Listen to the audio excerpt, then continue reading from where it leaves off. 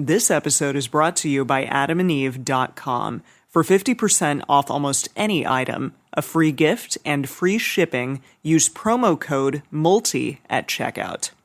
Because of that public relations effect, shall we call it, I know in my own life, it's like compared to the years when I was monogamous and like the benchmarks or like kind of the time frame that I would use for like when you tell people about, you know, your new boyfriend or girlfriend or whatever versus when you bring them home. It's like now that I've been polyamorous for like over a decade now, it's like that time frame is expanded by several years. If you're happy with the same old ways of dating, if you enjoy sucking at communication, and you have no desire to improve your romantic life, then our podcast might not be for you. But if you want some out-of-the-box ideas to deepen your current relationships, broaden your sexual horizons, develop a better understanding of yourself, or learn more about non-monogamy, then you've come to the right place. I'm Jace. I'm Emily. And I'm Dedeker. And this is the Multiamory Podcast.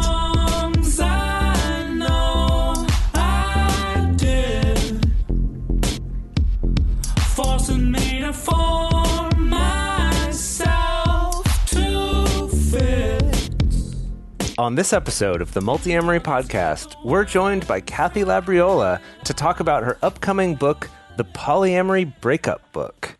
Kathy Labriola is a nurse, counselor, and hypnotherapist, and she's been in practice in the Berkeley area for over 25 years.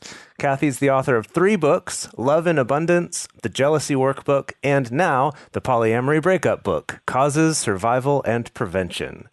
She has been a card-carrying bisexual and polyamorous for nearly 50 years and was first on the Multiamory podcast 4 years ago, I think, and we're really excited to have her back.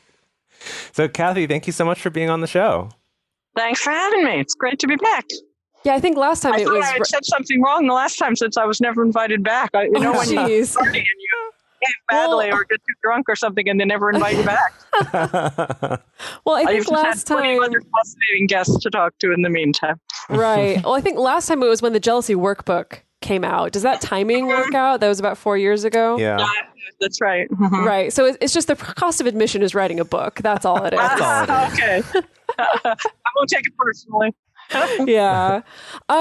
So we've gotten to read this book and really, really fascinating. Lots of interesting parts, lots of stuff to think about. And I guess I kind of want to dive in just with the basics here because pretty early on in the book, you cover the most common causes of breakups for all types of relationships across the board. And specifically, you list 7 causes. You call them the usual suspects.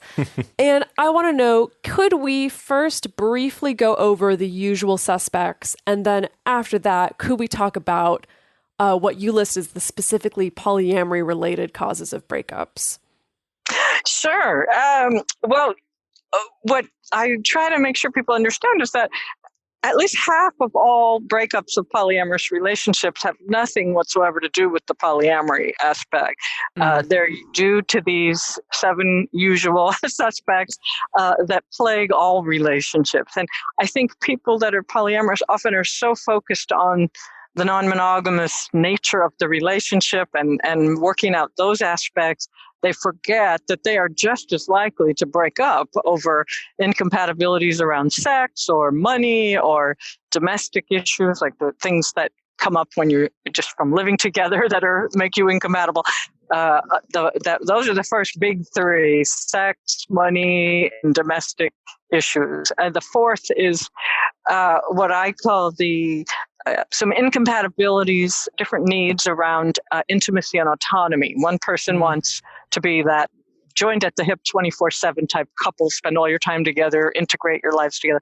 The other person wants a little more privacy, a little more time alone, to kind of have more of a little bit of a life of their own. So those are the 4 biggest causes that all couples break up, both monogamous and couples and individuals that are in open relationships. But there are 3 other very common causes that destroy both polyamorous and monogamous relationships. And those are not really relationship issues. What I mean is that one person in the relationship has a problem and they bring that problem into the relationship. It's not something that's created within the relationship. And those 3 issues are drug or alcohol addiction or some kind of addictive behavior. It can be drugs, alcohol, gambling, sex, anything else, any addictive problem.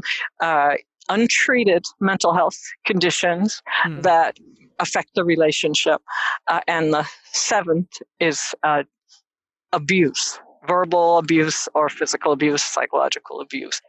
I do want to mention, because I mentioned the mental health conditions, I want to make sure that I'm clear that people who have mental health conditions can be great relationship partners for whether polyamorous or monogamous if they are getting the support and help that they need to manage their mental health conditions. It's just when someone is not getting any kind of treatment or help that can destroy a relationship, regardless of whether it's poly or monogamous. So those are the big 7 causes. And people who are in polyamorous relationships are just as likely to break up over those issues as they are over things to do with polyamory. But usually in a poly relationship, those issues have a kind of different spin, a distinctly polyamorous spin to it. For instance, with something like sex, if you have incompatibilities around sex, polyamory can actually solve that problem in many cases, because each person can have as much or as little sex as they want, or the right kind of sex they want, because they can go elsewhere if they're not able to have that with the person that they're already with. But it can destroy a relationship as well, because if you're not having a very satisfying sexual relationship, or not having enough sex, or not having the kind of sex you want, and you go out and have another relationship, it's at least fairly likely that you're going to decide, well, this other relationship is much more sexually satisfying, so why am I in this relationship to start with? So that often can lead to the demise of the relationship. Or conversely, it can be the opposite. A partner could be pretty satisfied, or at least willing to accept that their partner doesn't have a big sex drive, doesn't want sex that much. But then if the partner goes out and starts having lots of great sex with someone else, you're saying, well, wait a minute, you want to have sex with me, but you're out there having sex with other people. What's going on? So that can be very distressing and can cause a breakup as well. Right, definitely. I was going to say that I'm impressed that you rattled all that off from memory. I shouldn't be impressed because you wrote the book. Impressive. I put the list in here. I was like, just in case. I'm going to have the list in there. Every day with lots of different kinds of sexual issues and problems, so it's not really hard to remember all that. That makes sense. Sometimes it's issues with the money. If you're in a relationship, a monogamous relationship, that can break up because people have very different approaches to finances and money. But there can be kind of a poly spin on it if it's a polyamorous relationship, that usually a partner's already unhappy about the way their partner handles money, but then that person is going out and spending money on another relationship, or they're not working that much and not making a lot of money, but yet they're spending a lot of time on this other relationship, and it can create a big tension in the relationship and cause a breakup. It's interesting you don't include in-laws in this one, because I've heard family of origin or, people like that being a potential breakup thing in relationships in general, but that isn't here. And I really agree with your 7, so that I just found it interesting that that's not one of them in addition. Mm-hmm. Well, the way that in-laws and family members have tended to cause problems is usually they don't approve of the polyamorous relationship in the first place. And so often people are so estranged from their families and in-laws that those in-laws can't really cause them much problem, because they're not really having a close relationship anyway. The only time I've seen that destroy relationships are I work with some people that are in my age group, which is quite a bit older than you are, but we're dealing with the elderly parents with Alzheimer's and that. Oftentimes I've seen poly families and couples and triads break up over one person believes that the family should take in their elderly relative with disabled or has Alzheimer's or something and needs to be cared for, or that the whole family should provide financial support to support the elderly relative.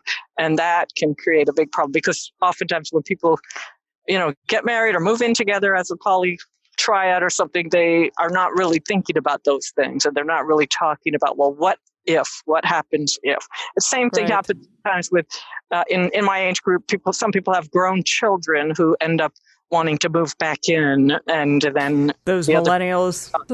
What's that? Those darn millennials all moving back in with their parents these days.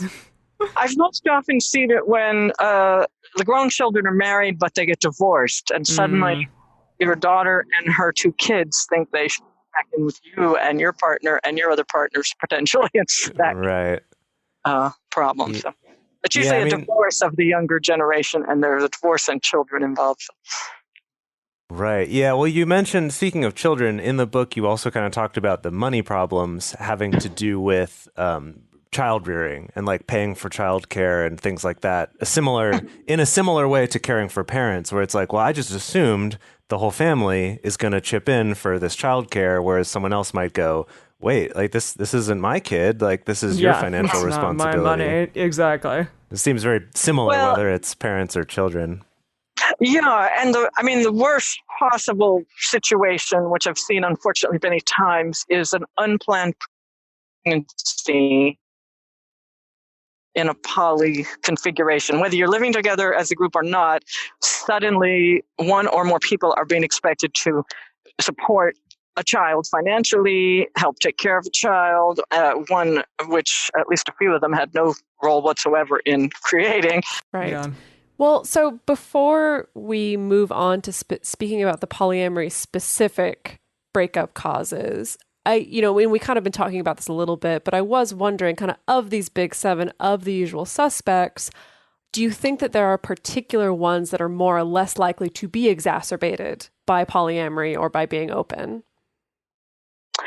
I think the ones that are the most likely to really be made worse and possibly end up being sort of the last straw that destroys a relationship are sex, money, and untreated mental health problems. Because oftentimes, if it's in a kind of stable monogamous relationship, even if they are not taking a lot of action to care for themselves and their mental health condition, adding an outside relationship can create a huge amount of anxiety, depression, paranoia, irrational fears, and sometimes some pretty bad behavior, unfortunately.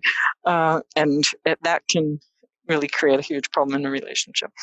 Right. But the second also are big, because usually, as I mentioned before, already someone in the relationship is very unhappy about the sexual situation or about their partner's financial behaviors.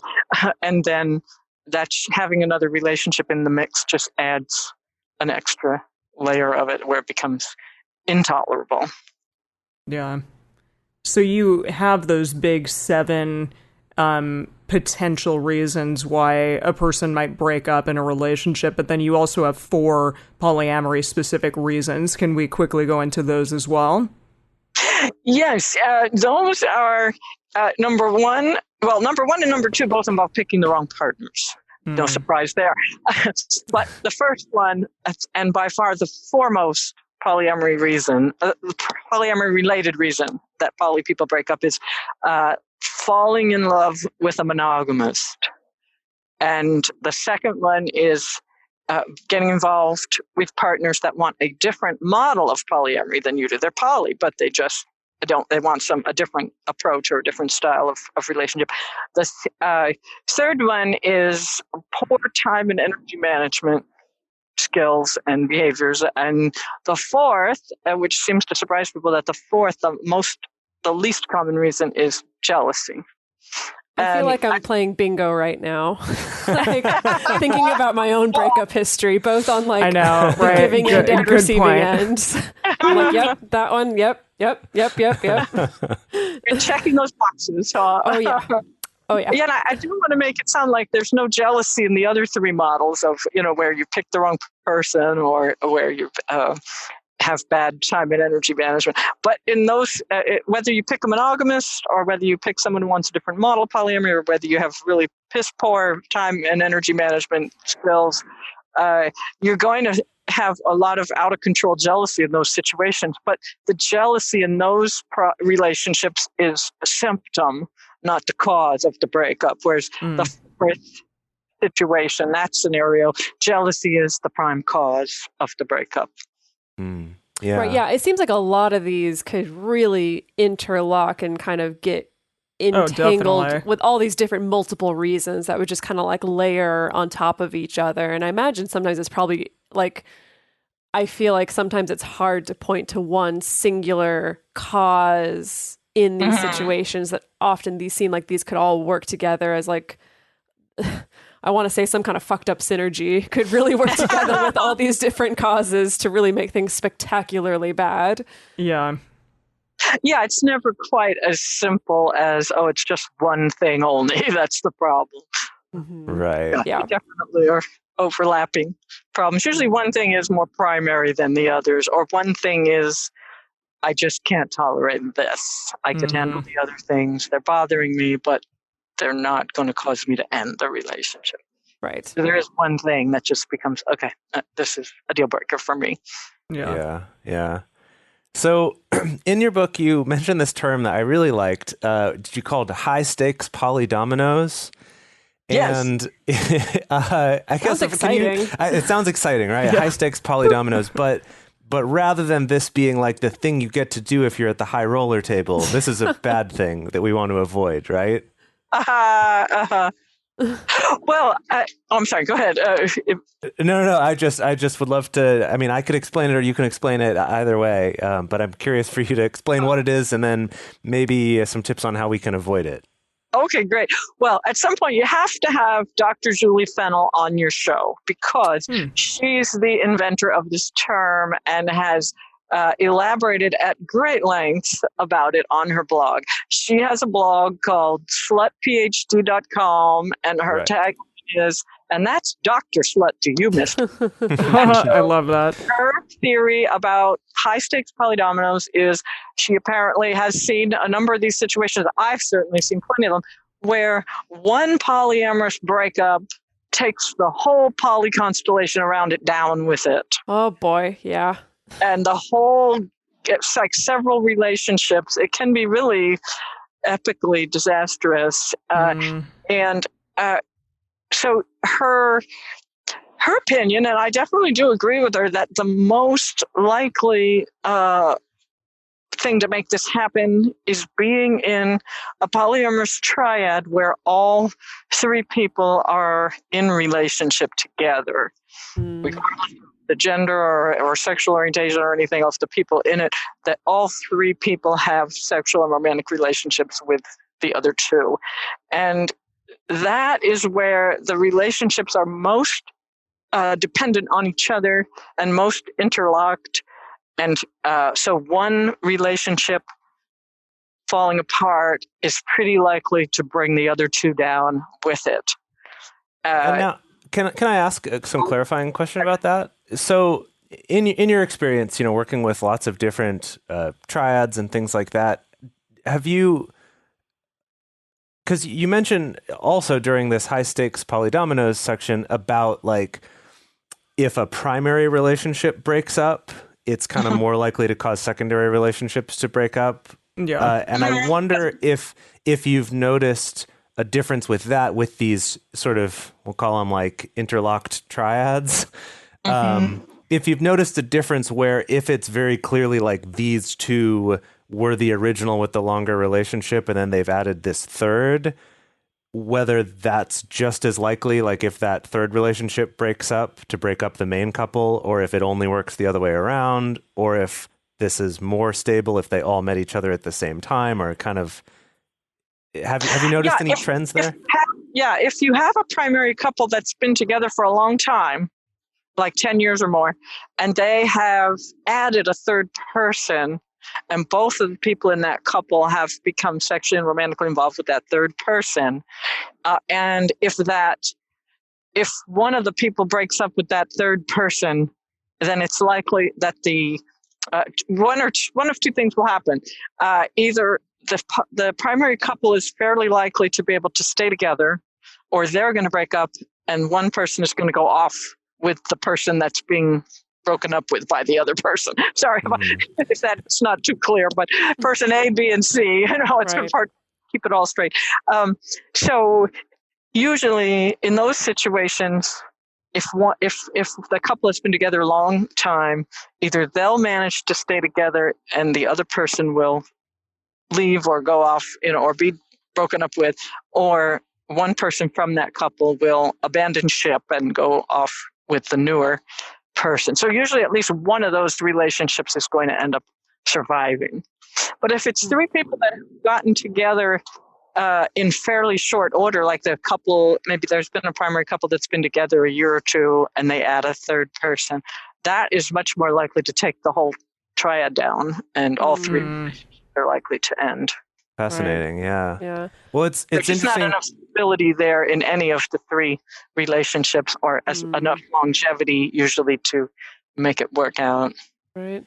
Yeah, like if I'm thinking about it like visually, it's like you're saying in one where one of the relationships has been longer, it's like one of the lines connecting the 3 points breaks, and it's very likely that one or the other two lines is going to break, leaving just one line. Like some sort of peptide chain. Yeah. I don't know. Scientists. Well, it's just, my experience is it's just as likely that one of the people in that long-term couple is going to abandon their long-term partner, and go off with the new person. I don't mean to say that. Other. No way. Neither one is worse or better. It's just, it has surprised me that it is just as likely that primary couple is going to break up. I think when a couple that's been together a while gets involved with a third person, they mistakenly think if anything goes wrong, this other person is, for lack of a better word, expendable. I think that's the attitude a lot of couples have, that if anything goes wrong, we're going to close ranks behind our relationship and we're going to have to say goodbye to this other person. But it's just as likely to happen the opposite way, that someone is ready to leave that primary couple, the original couple. Yeah. I think that is kind of the funny thing with triads and quads that form is, I mean, I guess it's not a really comfortable conversation to have, but it's like people seem to be okay to build these very interlocked, interdependent relationships, but very few people are having the conversation around, so what happens if one of us is unhappy with this particular relationship or that particular relationship or that particular relationship? And I mean, again, not a comfortable conversation to have, but I'm wondering if talking about those kind of logistics earlier on would help, or if it would just still turn into dominoes because emotions come up and feelings and everything falls apart. Well, no, it would definitely help to talk about it in advance, but what would probably be even more useful is that a lot of times in these triads and quads, one person is feeling coerced, whether they say or not. And it would be even better if everyone would feel at choice to say, yeah, I know my partner's madly in love with this person, and I know that they both would like me to jump on this bandwagon with them, but I do not feel romantically, sexually, emotionally drawn to this third person. There's a lot of pressure on that person because the two other people want this. And it's the same with quads, because it's often two couples getting together.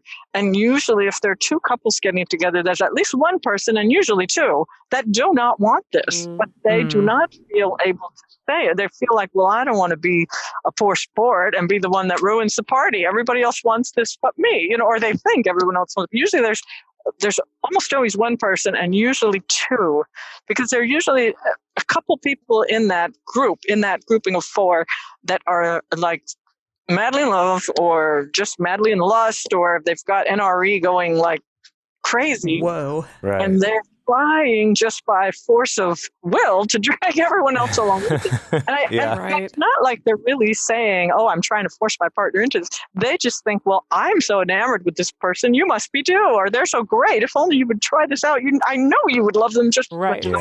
Yeah. So a lot of these situations that I see couples and quads who are in the process of breaking up, or one person is trying to break off one of the relationships. Almost always they say, I never wanted this in the first place. And sometimes the partner was, well, you didn't say that. And sometimes I say, yeah, I did. I definitely said many times, I'm not sure about this. I don't think this is a good idea. I don't really want to do this. Oftentimes they have made numerous attempts. They just haven't set a firm boundary and said, I am not going along with this. No, this is, I am not part of this. So, but Dedeker, in response to your question, even if all three people are pretty enamored and want to do this, or even if two couples really want to do this, they should really talk about it beforehand. Like, what happens if one of us wants to drop out of one of these or relationships or all of these relationships? How are we going to handle that? This is especially true when people have sometimes, one couple will sell their house and move in with the other couple. And then suddenly, wow, you're really stuck. Or one person is, moving from another city to move in with a couple or something like that. Don't sign anything in the first year. Yeah. Yeah, definitely. I mean, especially now with so many more of these long distance relationships, people are moving, quitting their jobs, selling their homes, moving to another city or another state. And then they're just sort of doomed once they get there. They find, wow, this is what I signed up for. Hey, y'all, we've been doing this podcast for a long time. How long? 5 years. 5 years. This episode we've been recording for 5 years. No, I mean, sometimes it feels like it, but no, we've been doing this show for 5 years, and we've been doing this show for free for 5 years. Yeah. I mean, it's not free for us to produce this show, but it's free for people to listen to this show, which I think is great because there's definitely a push right now to push a lot more podcasts to like these quote unquote premium services. Right. And like hide them, like Netflix for podcasts. Exactly. Hide them behind a paywall. Maybe the industry will 100% go that way. Maybe it won't. But I do appreciate that podcasts are a medium where it's like, yeah, it's out there. Listen to it. Listen to what people got to say. Or don't, Anyway, part of keeping the show free for people has been not only people supporting us on Patreon, but also people visiting our sponsors. I know none of us necessarily love to be advertised at. However, in this case, like our sponsorship does really help us to be able to keep producing the show and keeping it free for the listeners. So to that regard, it is really important to us. So for this episode today, we are sponsored by Care of Vitamins.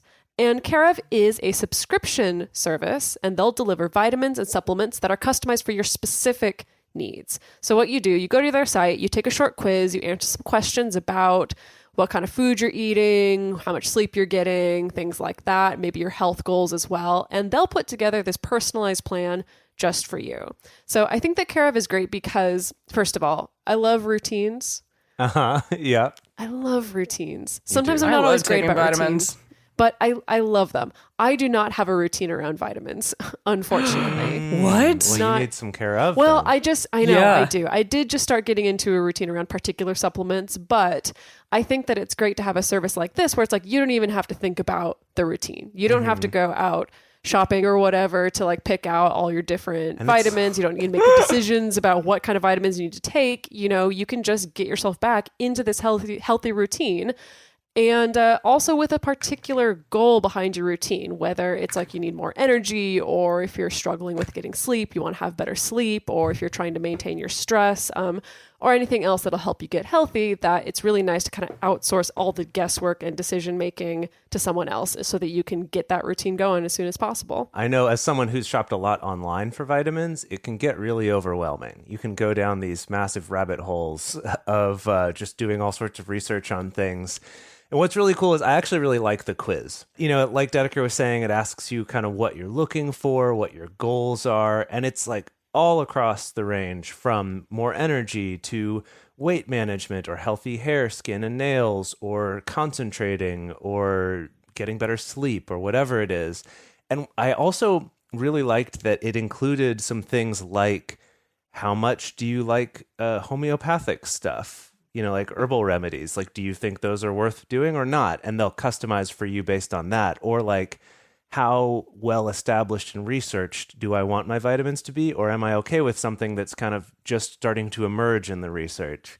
So like even things like that. So you're not kind of forced into like, it's all going to be Ayurveda or it's all going to be, old school vitamins or whatever.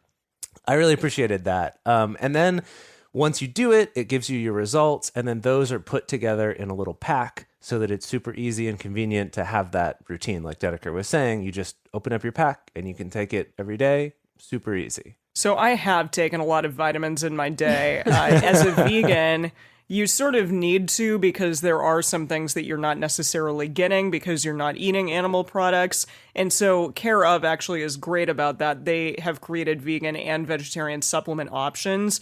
So that'll help you ensure that you're getting the nutrients you need for those specific diets. It's really great because I also love the fact that they have these really personalized plans, because the vitamins that I was taking before, it was just like a one and done. And it's like, well, hope you get what you need. But this way, because you have the actual quiz, it helps you like really, really hone in on what your personal needs are, and it makes it more customized to you. Yeah. So I hope that all of you go out there and take the quiz. Because we love you all, we're going to give you 25% off of your first Care of order. So go to takecareof.com and enter promo code MULTI, M-U-L-T-I, at checkout, and then you will be helping us out. Plus, you'll get that 25% off of your first order, which is awesome. So again, go to takecareof.com and enter promo code MULTI at checkout. I like that it's like takecareof.com. Like, you got to take care of this.com. That.com. Take care of. That is pretty cute. It's cute. I just got my vitamins and I'm excited to start taking them. So I hope you all do as well, and we can chat about it. But Jason, answer to your question earlier about primary relationship, if there are secondary relationships, are they all going to fall in the high stakes polydominoes or not? Was that what you were asking? Yeah, just kind of what trends you've noticed there. Yeah. Yeah. The key is not trying to make the secondary become a primary just because you have broken up with your primary or they've broken up with you. There's a very strong temptation. Usually there's the thought, at least on the part of someone in that relationship, one person or the other is thinking, well, the only reason our relationship is, quote, secondary is because they're already married, or I'm already married, or the partner's already married to someone else. Now, that job's open.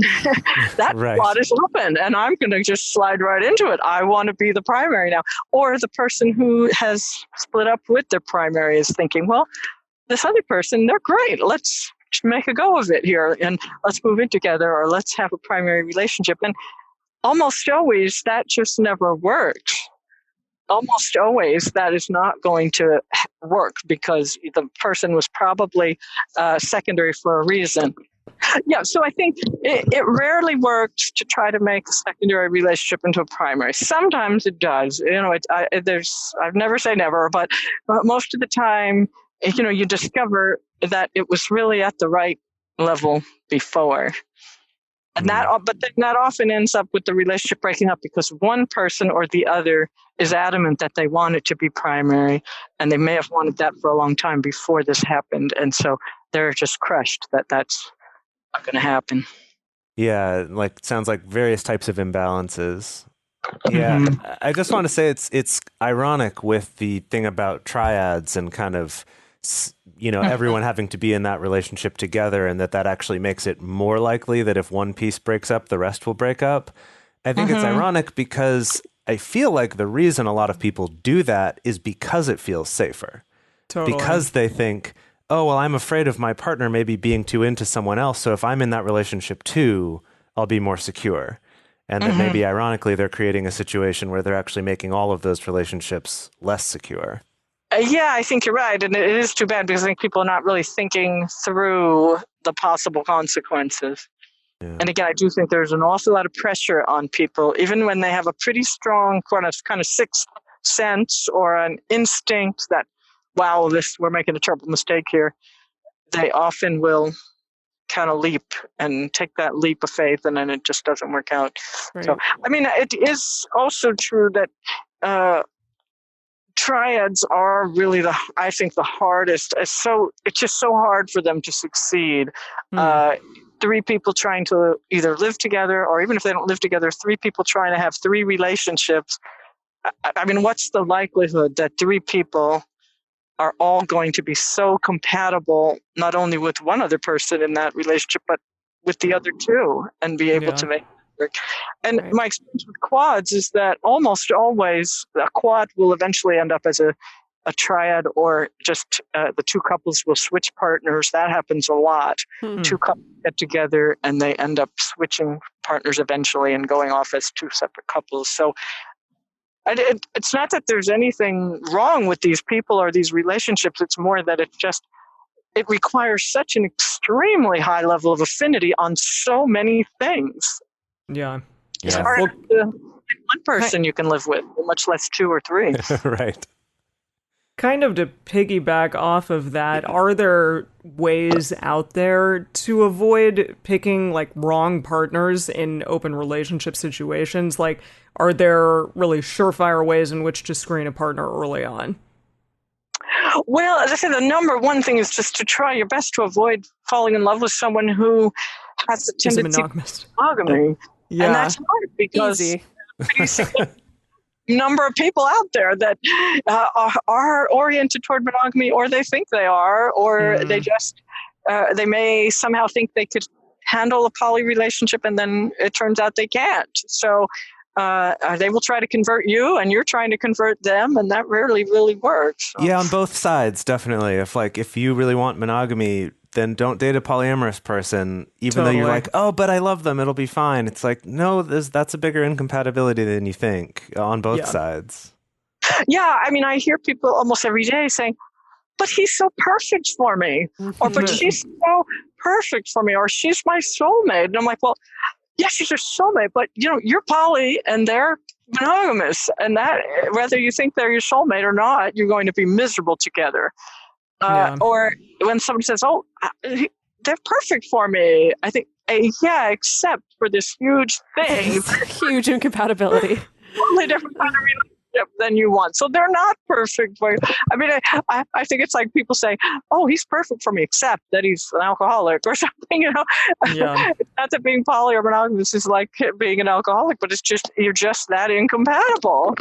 Yeah. Well, I think it's really a testament to the power of NRE that not only does it blind you to like the little red flags or the little flaws or whatever, but also the gigantic ones. the gigantic ones as well. And trust me, I've been on the other side of that where yeah, like I fell in love with someone who was monogamous, and because I was so in NRE, I was like, that's okay. I only need this person. That's all right. Like I'm like full of all the NRE chemicals. They're scratching all my itches, as it were. They're checking all the boxes, So like that's fine. I can break up with everyone else and just do this. And then literally a few months later, it's like, oh God, what a huge mistake. What was I thinking? Yeah, what was I thinking? Exactly, what was I thinking? And I think, yeah, definitely the same thing can happen on the monogamous side of thinking like, well, I don't know about this polyamory thing, but it feels so good to be with them now that sure, I can handle whatever. And then it just doesn't turn out that way. Well, I do think, too, that the confusing thing is that some people are what I call the bisexuals of the poly-mono spectrum. Some people can be perfectly happy in a monogamous relationship, and they can be perfectly happy in a polyamorous relationship with the right person or persons at the right time in their lives, whatever, in a particular situation. I mean, for some people, it really is situational, but for some of us, like me, I am just polyamorous, and there's not really anyone at any point, at any time, that is going to change that. And there are some people that are truly monogamous, and no one's going to change that. But I think it's hard to tell. I think a lot of people who are monogamous have to try a poly relationship in order to discover that their relationship orientation is fixed. It's fixed at the monogamous end of the spectrum. It is not. They are not in the bisexual camp between the poly and the monogamous. Yeah. A lot of people are. And how do you know, really? I mean, I think most people have to try it.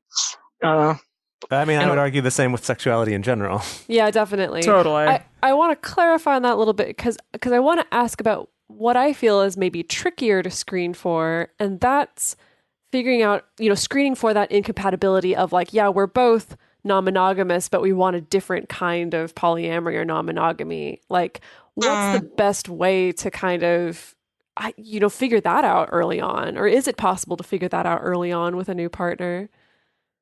It is, if you know what model works for you and if they know what model works for them. But oftentimes, either you are not sure or they're not sure. I mean, if you know that you're in some kind of primary secondary model where you have a primary partner and you really don't have the bandwidth to have a second primary partner, or that's not part of your agreement, then you really be smart to try to get involved with people who are already partnered with someone else, so they're not looking for that primary, or someone who's not doesn't really want a primary relationship. And there are certainly people out there that don't. The place that I see the most people getting in the most trouble with the wanting different models of polyamory is one person wants some kind of primary relationship, and that is not available in this particular model that they're in. They've picked someone who's already partnered, or they've picked someone who's wants relationship anarchy and is not looking for any kind of, living together or primary or marriage type relationship. So that's the problem I see the most. There's someone in the configuration that wants a primary relationship, and that is not available to this situation. Yeah. Been on all Been different there, done sides of that. that. Yeah. old news. All of the above. Okay, so let's shift gears a little bit. And in your book, you talk about managing the quote unquote public relations of a polyamorous breakup. So can you tell us, first of all, why are we talking about public relations when it comes to a breakup? Well, because so many people that I have seen have absolutely been blindsided by the extremely hostile reaction they get from everyone around them when they're going through a poly breakup, mainly because everyone, all the non-poly people around them, their family, their friends, their coworkers, etc., are assuming that the relationship broke up because it was polyamorous, which, as I'm saying, is at least half the time is not true at all. And they also are usually gloating because they will say, I knew this could never work and you deserved it and you got what you asked for or something. There's kind of that attitude. So this is especially true if someone ends up like leaving for another person, and then this, it was the other woman that destroyed the marriage, or the wife had a boyfriend or something, and it was all because of this so-called infidelity and cheating. There's all this kind of totally imaginary stuff that people come up with to explain why this relationship broke up, and you're not likely to get much sympathy from anyone because they predicted it. They said, oh yeah, this will never work. And they think that it didn't because it was a more non-monogamous relationship. So I usually try to tell people to be prepared for that and be cautious about who they talk to about it and what you tell them. Certainly don't give them any ammunition to work with, to use against you and kind of throw back in your face. So I often also tell people, if you're getting involved in a new relationship with someone, don't tell your family and coworkers and everybody about it right away, because give it some time. If it lasts a year or more, then it's time to tell people, and then it's time to, if you want to, take your new partner home to meet your parents and all.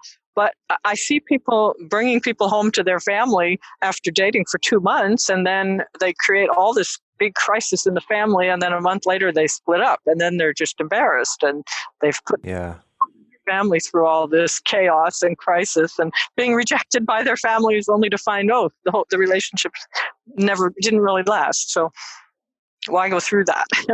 Why not just wait till you see this is really actually going to last? It's especially true for people who are new to polyamory.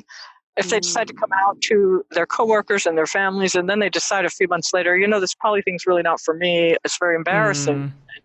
You've exposed yourself to a lot of ridicule and abuse that was unnecessary. Right. Yeah. Absolutely. Yeah. I feel like because of that public relations effect, shall we call it, I know in my own life, it's like compared to the years when I was monogamous and like the benchmarks or like kind of the time frame that I would use for like when you tell people about, your new boyfriend or girlfriend or whatever, versus when you bring them home, it's like, now that I've been polyamorous for like over a decade now, it's like that time frame is expanded by several years, so it's like, so it is kind of like, yeah, like what you were saying, it's like, well, I'm going to wait a year before I like tell someone, I mean, not that I'm keeping in the secret, but before it's like public knowledge that it's like, yeah, this is one of my partners, I'm going to wait 3 years before they meet my family, I think because of that, because it's like, it takes this extra time to kind of have that sticking power and that social proof of like, this is actually a thing. This isn't just some, nutso polyamorous fling or whatever people perceive it as. Well, and I think too that if you're in a monogamous relationship and you bring the partner home after a few months, you're not likely to get that really like lack of approval and lack of acceptance from your family, or if you bring them to your company picnic or something, they're going to probably like the person and approve of it and say, oh, great, you've got a boyfriend or girlfriend or whatever. But if you're not really sure about the relationship, and especially for people who are new to polyamory and they're not even sure this is really for them, they're very insecure. And then to be like ridiculed or rejected by a family or your coworkers, or worry about possibly getting fired from your job over it, why put yourself through that? I mean, you have to feel strong enough that you can defend yourself and defend your decisions and your relationships. And if you're not that sure about this person yet, or not that sure that this relationship's going to last, it's really going to be hard for you to really be articulate about defending your choices. Right. Yeah, that makes sense. And I'm certainly not saying you should be in the closet or keep it secret or not tell anyone. It's just, certain people that you can predict are likely to be hostile, which is usually your family, and maybe I would avoid that right off the bat. Yeah. So this is... Sorry, go ahead. Oh, no, I just was going to move on to the next question. But yeah, if you had one last thing to say, go for it. Yeah, some people have really taken the initiative to take like a very proactive stance if they're going through a breakup, to like even send out an email to their friends saying this is what's happening, trying to make it as neutral as possible. You and your partner, even if you're going through an ugly breakup, you can agree on, we're going to send this out to people, or we're going to tell people this is the situation, and we just want them to know we're splitting up and we're trying not to badmouth each other publicly. And, but we agree, we both will agree not to go on social media and, vilify each other. Everyone. Yeah. To take a proactive stance so that, you don't do anything you're going to regret later. I want to take a moment to talk to all of you about Patreon. So a lot of you probably already know about Patreon, but I want to talk specifically about why it's so important to us as podcasters, and why I think it's such an amazing thing in the way that it's changed the world of podcasting or other content creation. It's that, podcasts are free. That's kind of the whole deal. I mean, yeah, there's some companies now doing podcasts that you have to pay for, but we'll see if that takes off. But right, the whole point of podcasts is it's like individual people or groups of 3 people like us can make a podcast and can put it out there. And are able to share things like this podcast that are not quite as mainstream. And the fact that there's a platform like Patreon where you listeners can support directly to the people making stuff you like. We so appreciate it. Yeah. So if you go to patreon.com/multiamory, you can contribute to this show. And so at the $5 a month level, we also give you a chance to join our private Facebook group and our Discord chat room, where we talk about episodes. We share positive things. People can come with their troubles or their questions or requests for episodes, things like that. And at the $7 a month level, we have our ad-free episodes and bonus episodes, and the episodes come out a day early. But then at our $9 a month level and $15 a month level, we have an exclusive online video discussion group. It happens once a month, where we kind of lead an actual, quote, in-person through video chat discussion group where we can come and actually talk about what's going on in our lives. What are your questions that you want more immediate, direct feedback and support from the group, or just cool things you want to share, especially if you don't have a space where you feel like you can do that at home. So we would love for you to be part of that. Again, that's at the $9 or the $15 level. And also, just recently we started at the $15 level, sending out a cool little exclusive thing. Like it's maybe a pin or a sticker or a patch or something that we don't sell, actually. Something that maybe we have with us when we're on tour, but it's not something you can just buy. And so a way you can get that is by becoming a $15 patron, and then we'll send you some little gift as a thank you for that. So be our best friend. We would love to have you join us in that Patreon community. And again, it means so much to us to be able to allow us to keep doing this show. And if we've been helpful for you, if you've appreciated the knowledge that you've gotten from the show, if you found out something interesting, or if you found something really interesting from one of our guests that we interviewed, we'd really appreciate if you could go to iTunes and leave us a review. And now it seems ridiculous. We do read every single review. We do pay attention to that. Dedeker enjoys reading them aloud to us and being like, look at this one. It was so great. And we love it. Well, it's not just about making us feel good, but like we do pay attention to people's feedback. We do pay attention when people say, hey, I want to see more of this on the show, or hey, I really liked this part of the show. We love knowing what people's backgrounds are. It's really interesting to know where it's like, oh, I'm in a monogamous relationship, but I listened to this, or I'm in this kind of relationship, or I'm just starting this kind of relationship. We really love getting to know that. So again, it probably won't take up very much of your time, but it would really help us a lot. And that's to go to iTunes or go to Stitcher and just leave us a review.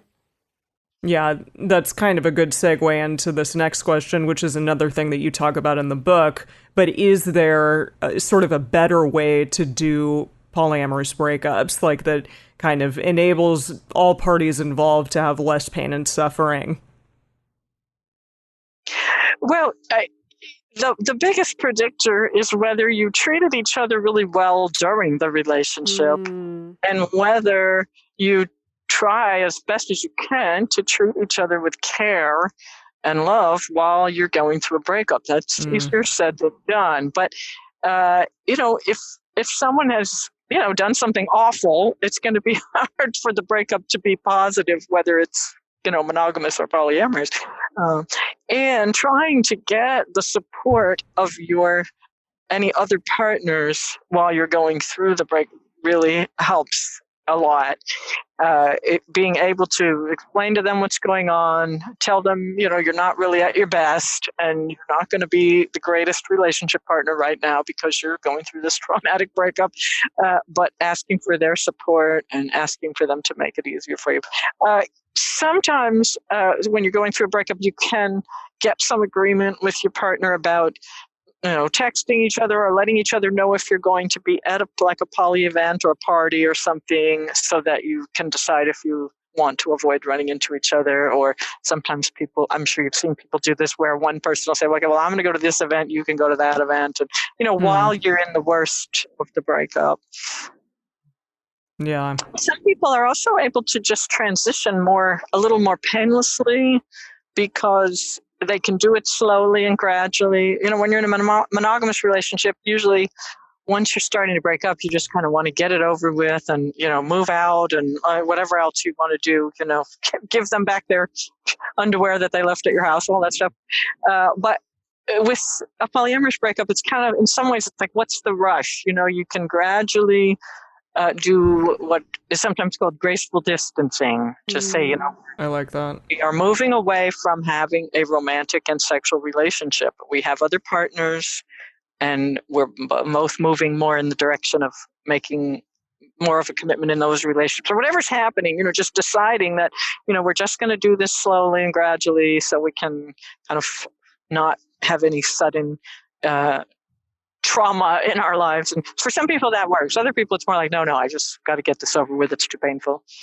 Yeah. Okay. So that does bring up a question that I think I encounter a lot with my own clients. But I'm wondering what your opinion is on this. So, I have a lot of clients, and I've done this myself many times in my life, feeling like it's necessary to have a very specific period of separation, whether that's we need to not text each other for a month or 6 months or whatever. And I'm wondering for you, which scenarios do you feel like that's a necessary thing versus which are there scenarios where you feel like that's maybe not as appropriate to do? Well, usually if you're in a primary relationship where you've been living together, maybe you have children together, you've kind of had this dream of having a life together, and then you're splitting up, it can be so painful that usually some period of no contact is needed in order to then shift to being friends. So it varies from person to person, but for most people that have been in any kind of serious or committed relationship, there's a kind of a grieving for like losing that dream that you had of having a life together and of having to give that up and shift to something else. A lot of people are able to then shift to a friendship. It's very hard to go from being spouses or partners in a big way to suddenly saying, okay, we're just going to be platonic friends and have coffee once in a while. It really doesn't happen so easily. But most people who are in what you'd call secondary relationships or that are less serious, particularly if they're not living together, often are able to just say, let's just see each other a little less, and then maybe we'll stop having sex, and, we'll just kind of shift gradually over to platonic relations. A lot of people are able to do that without having that no contact period. What's your opinion? I think I tend to encourage people more often to do the period of no contact rather than not. I think it's what I find more interesting, again, both when I'm examining myself and if I'm working with someone, what I think is more interesting is to examine what are the sticky things there that are making the idea of no contact feel so scary or so awful. Because I think that's the thing, is that it's like, especially in the situation like you described where we were spouses, we were living together, we were together a long time, that there can be so much resistance to even trying out even like a week of no contact or 10 days of no contact. And so I see so many people who are like, yeah, I know I probably should, but I can't do the no contact thing and just suffer and suffer and suffer and suffer until it finally gets so bad that then in their frustration, they're like, okay, I have to cut this person off for a month or a week or whatever it is. So I don't know. Painful. Yeah. So that's what comes to mind for me, is kind of just looking at like, is there a way to help people kind of hack that to be able to kind of rip that Band-Aid off earlier rather than doing the whole, we got to suffer through it until it gets so bad that I have to take this contact or take this period of no contact. But yeah, that's the stuff that comes to my mind. Well, I usually ask people as kind of the litmus test for whether you should be in contact with your ex right now or not is, can you actually change your expectations? Oh boy. Of that person, of that relationship, and of that interaction? If you're calling your spouse, ex-spouse or ex-partner, if you're calling them because you want them to tell you that they love you and that you're the most beautiful woman in the world and all that, well, that expectation is not going to be met if they've broken up with you. They're not going to say that. Or if you have the expectation that talking to them is somehow going to reassure you of your importance in their life, you're not going to get that expectation met. So, but if you're able to say, well, okay, I can change my expectation. I can just call and say, gee, I just was thinking of you, just felt like talking to you. I'm calling, just how's it going? What you've been up to? If you're able to say that, or even if you're able to call and say, wow, this breakup is rough and, I've been sad. How are you doing? Being honest about what's really going on. Mm.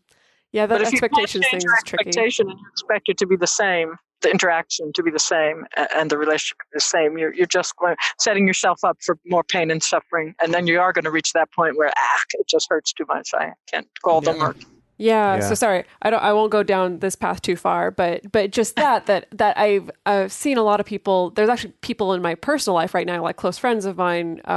There's some people in my life going through some breakups right now, but just witnessing that of like, even after the breakup, still holding that expectation of like, if there's something painful and there's a problem I have with you, you're still the person I'm going to take it to. Exactly. Even after the breakup, and then getting disappointed when it's not that same level of like collaboration or mutual care that we had in the relationship. It's more of this combative thing. That seems to be really like a sticking point for a long time, that like figuring out how to switch over those expectations. Anyway, just wanted to observe that. We can move on to the next question. Or yeah, you're still expecting them to be that person that you go to whenever you need support. Mm-hmm. And you have to start going to other people for that. Yeah. Which, I mean, when you're in a poly relationship, often you do have other people that you also get support from, and you can really spread that around a little bit and not have that expectation so much of the ex. Yeah. Yeah. So it's kind of similar actually to, Dedeker talking about kind of after the breakup, continuing to stay connected and sort of going through this sort of suffering until finally it's like, okay, we do need to cut off contact for a little while to sort of get that reset or whatever. I think in a similar way, when it comes to deciding to break up or not, people can similarly get caught in this thing of just sort of like, well, I don't know if it's bad enough to break up. And so like, I'm not very happy a lot of the time. And maybe I recognize that. And I've, see people like be fairly clear about like, yeah, I get that there's some incompatibilities here. Maybe they listen to this episode and they're like, boy, yeah, some fundamental incompatibilities here. But it's all your fault now. They're going to break up. I know, right? Gosh, That's not necessarily a bad thing. It's all my fault. Yeah. I mean, yeah, we do like to always say on this show, it's not necessarily a bad thing to break up. True. But Very. for people who are caught in that deciding, should I stay or should I go? Do you have any sort of most important questions they can ask themselves or ways that you've found effective for kind of getting through that in one way or another? Well, one of the first things I suggest people ask themselves is, if I were forced to be in a monogamous relationship with this person, would I even feel they were like meeting some of my most basic needs? And it's not that you're planning on being monogamous, but I think one of the dangers of being poly is that you can have relationships with people and be pretty unhappy, but because you have other relationships that are happier, you can kind of just tolerate that. And so sometimes it's hard to tell, like, is it time to break up or not? But if you were in a monogamous relationship with that person, you probably would have left a long time ago. Wow, because I feel like I've actually seen this in like family members of mine or friends of mine in monogamous relationships, where it's like if they have like a really close relationship with their family or they have like some really close best friends, that almost like in a similar way can tolerate being in an unsatisfying, unhappy romantic relationship for longer. Because it's like, oh, well, monogamous romantic relationship. Yeah. It seems similar where it's like they're getting enough of those needs met by these friends or family members that they can kind of tolerate a not good relationship. People can talk themselves into staying in a relationship for any reason. For any number of reasons, true. I think, on either side, whether you're monogamous or not, or polyamorous. That is true. I do think, though, for a lot of those monogamous couples or that you're describing, they are also benefiting from this huge amount of family and societal support, that their relationship is really strengthened quite a bit by that, whereas polyamorous people in that situation, if they already don't have the support of the family or friends or coworkers and all that, they are more likely to be so miserable they will break up. They're certainly not going to disappoint anyone. A lot of these monogamous people, they're so afraid of disappointing their families or friends by splitting up, or my in-laws love me, or I love my in-laws, or my family loves my partner, or I shouldn't break up. And so I don't think we have that problem in feeling like we're going to let people down. Yeah, that's interesting, because on one side or the other, it's like, on the monogamous side, maybe people stay in relationships longer than they should because of that pressure. And maybe on the polyamorous side, it's like sometimes it's harder to make it last when it could because of that, polyamorous relationships are getting that pressure to break up. Like you're never going to work. And monogamous ones are getting this pressure of like, no, you have to make this work. Yeah, well, you do sometimes see, I've certainly seen a few polyamorous people think, well, I'm going to stay in this relationship because I don't want my family to have the satisfaction of saying. True. Yeah, you're right. That's a really good point. I certainly, when I was quite a bit younger, I certainly saw gay and lesbian relationships where the families hated them being gay and hated the partner because they were gay, and would stay together longer than they should just because the partner was really the only support they had, and they also didn't want the families to be right or to lay them from the start. Yes, you were all wrong to be. So I don't think that happens so much anymore, just because gay people have so much more acceptance in society now than in the past. Yeah, that's true. That's interesting. So this has been. Now, I do ask. To say whether they would have stayed with this person if they were in a monogamous relationship. That's one sort of way of just looking at, well, what am I getting out of the relationship? You can and what are the problems? But you can also just take what I call a relationship inventory. Just say, well, what are the good things I'm getting in this relationship? Worth being in this relationship, and is this relationship more romantic, or is it actually more platonic now? Or is this a primary relationship now? Or do I want to shift it to being, less primary? Do I want to, for some relationships, you might be a lot happier. And if you just didn't spend that much time with the person. That sounds funny, but that's totally true. So true. Yeah. Being polyamorous, you can, change the agreement with your partner. They may not be happy about being demoted to being more secondary, or they might be like, well, yeah, that'd probably be fine. So, both people have to agree that less is much better, or less is at least as okay as more in terms of time and commitment. Yeah, definitely. Definitely. So this has been a fascinating discussion. We could definitely talk about it for several more hours, but before we wrap things up, can you let our listeners know where can they find more of you and where can they find your book? You can find more of me and more of my book on my website, kathylabriola.com. I have a web page as part of my website that has a one-page teaser for each of the chapters in the book, along with each chapter. Each of the teasers has a cartoon, a really great cartoon from artist Lacey Johnson, who illustrated my book.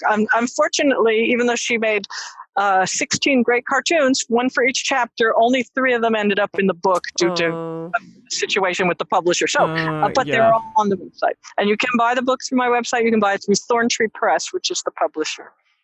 Excellent. So cool. Kathy is going to be sticking around for our bonus content episode available for our Patreon supporters. I think in this bonus episode, we're going to be talking about the most important lessons we've personally learned from our own breakup. So we're going to be getting a tiny bit more personal there. So if you want access to that bonus episode, go to patreon.com/multiamory so that you can get access to that episode as well as joining our exclusive community. So we would also love to hear from you about what's helped you during breakups. Do you resonate with any of these kind of 7 usual suspects or the 4 special polyamorous ones? Do you have any experience with that? We'd love to hear from you. The best place to share your thoughts with other listeners is on this episode's discussion thread in our private Facebook group or Discord chat. And again, you can go to patreon.com/multiamory to get access to those. In addition, you can share with us publicly on Twitter, Facebook, or Instagram. You can email us at info@multiamory.com. You can leave us a voicemail at 678-MULTI-05. Or you can leave us a voice message on Facebook. Multiamory is created and produced by Jace Lindgren, Emily Matlack, and me, Dedeker Winston. Our episodes are edited by Mauricio Balvanera. Our social media wizard is Will McMillan. Our production assistants are Rachel Shennework and Carson Collins. Our theme song is Forms I Know I Did by Josh and Anand from the Fractal Cave EP. Full transcript is available on this episode's page on multiamory.com.